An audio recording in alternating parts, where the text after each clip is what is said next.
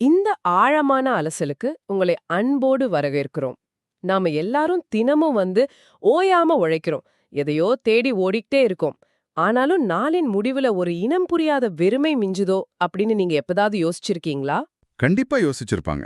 இந்த வெறுமையை போக்கிட்டு ஒரு மகிழ்ச்சியான வாழ்க்கைக்கான 5 படிகளை பற்றி தான் இன்னைக்கு நாம பேச போறோம். பகவத்கீதையின் 13வது அத்தியாயத்துல உள்ள ஸ்லோகம் 25 முதல் 35 வரை இந்த படிகளை மிக தெளிவா விளக்குது. சரி, இத நம்ம கொஞ்சம் விரிவாவே பாப்போம். வாழ்க்கையில நமக்கு ஏன் இவ்ளோ துன்பம் வருது? நாம செய்யற செயல்கள்ல ஏதாவது பிழை இருக்கா என்ன? இதுல ஆச்சரியமான விஷயம் என்னன்னா, துன்பம் நாம செய்யற செயல்கள்ல இல்ல, அந்த செயல்களை நாம எப்படி அணுகுறோம் அப்படிங்கறதுல தான் இருக்கு. அதாவது ஒரு வேலையை தொடங்கும் போதே இதனால நமக்கு என்ன பலன் கிடைக்கும் அப்படிங்கிற எதிர்பார்ப்புல நம்ம முழுமையா மூழ்கிடுறோம். அதுதான் முதல் பிரச்சனை. ஆமா, அந்த எதிர்பார்ப்பு தான் இன்னைக்கு நாம கார்ப்பரேட் உலகத்துல சந்திக்கிற மன அழுத்தத்துக்கும் சோர்வுக்கும் முக்கிய காரணம்னு நான் நினைக்கிறேன். பலன் கிடைக்காதப்போ நாம அப்படியே உடைஞ்சு போயிடுறோம். சரியா சொன்னீங்க. இத மாத்திரத்துக்கு தான் முதல் படியான கர்ம யோகம் அப்படிங்கிற முறை முன்வைக்கப்படுது. இது ஏதோ காட்டுக்கு போய் தவம் செய்யறது கிடையாது. நம்ம அன்றாட கடமைகளை செய்யும்போது விளைவுகளை பற்றிய கவலைய ஓரங்கட்டிட்டு முழு கவனத்தையும் செயல்ல மட்டும் வைக்கிறது. ஓஹோ, அப்படி செஞ்சா என்ன மாறும்னு கேக்குறேன். உளவியல் ரீதியா பாத்தீங்கன்னா, பலனை பத்தின கவனம் குறையும் போது மூளையில இருக்கிற தேவையற்ற பதற்றம் நீங்கிடும். அதனால நம்ம செயல்திறன் பல மடங்கு அதிகரிக்கும். என்ன பலன் கிடைச்சாலும் அதை ஒரு பரிசா ஏத்துக்கிற மனப்பக்குவம் வந்துரும். கேக்குறதுக்கு ரொம்ப தர்க்க ரீதியா இருக்கு. ஆனா நடைமுறையில எந்த எதிர்பார்ப்பும் இல்லாம ஒரு செயலை செய்யறது ரொம்ப கஷ்டம் இல்லையா? நம்ம மனம் எப்போ பார்த்தாலும் சமூக வலைத்தளங்கள்லயோ இல்ல ஏதாவது ஒரு கவலையிலயோ அலைப்பாஞ்சுகிட்டே இருக்குமே. அந்த யதார்த்தமான சிக்கலை தீர்க்கத்தான் 2வது படியான உபாசனா யோகம் நமக்கு தேவைப்படுது. கர்மயோகம் நம்ம செயல்களை சீரமைக்குதுன்னா, இந்த உபாசனா யோகம் ஒரு தியான நிலையா செயல்பட்டு மனதை உருமுகப்படுத்துது. உருமுகப்படுத்துதுன்னா அதை எப்படி புரிஞ்சுக்கலாம்? ஒரு உதாரணம் சொல்ல முடியுமா?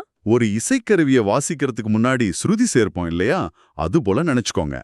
நமது ஆளுமை அப்படிங்கிறது வெறும் உடல் மட்டும் கிடையாது.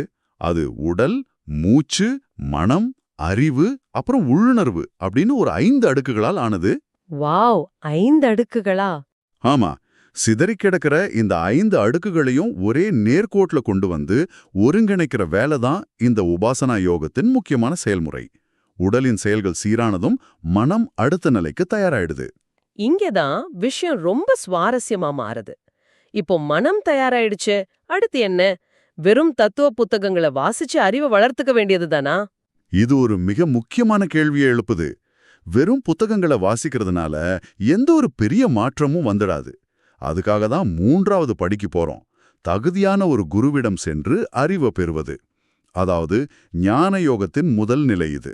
என்ன வகையான அறிவு அது? நான் யார் அப்படிங்கிற அறிவா? அதேதான்.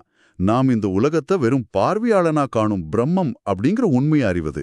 நாம உலகத்துல நடக்கிற நாடகத்தை தூரத்துல இருந்து கவனிக்கிற ஒரு சாட்சி மட்டுமே அப்படிங்கறத உணர்றது தான் இந்த படி. ஒரு நிமிஷம் நில்லுங்க. இதுல எனக்கு ஒரு பெரிய முரண்பாடு தெரியுதே.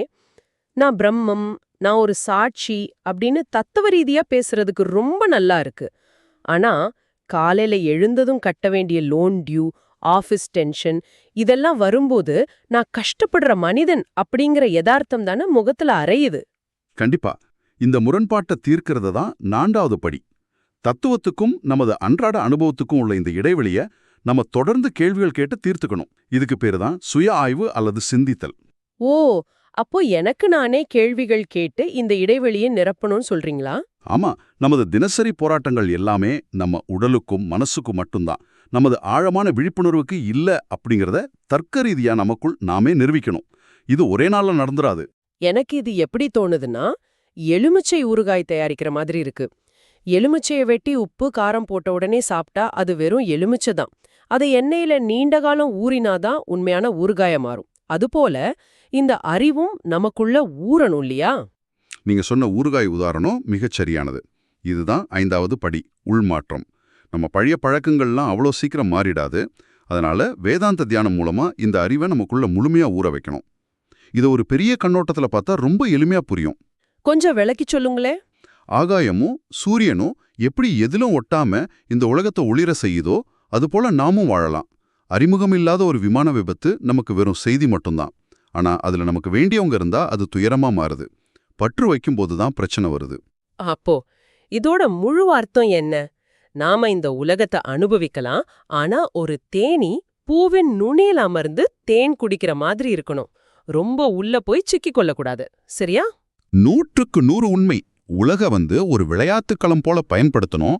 அதனிடமே நமது முழுமையான பாதுகாப்பையும் தேடினால் ஏமாற்றமே மிஞ்சும். ரொம்ப அருமையான விளக்கம். இறுதியா ஒரு சிந்தனையோட இதை முடிப்போம்.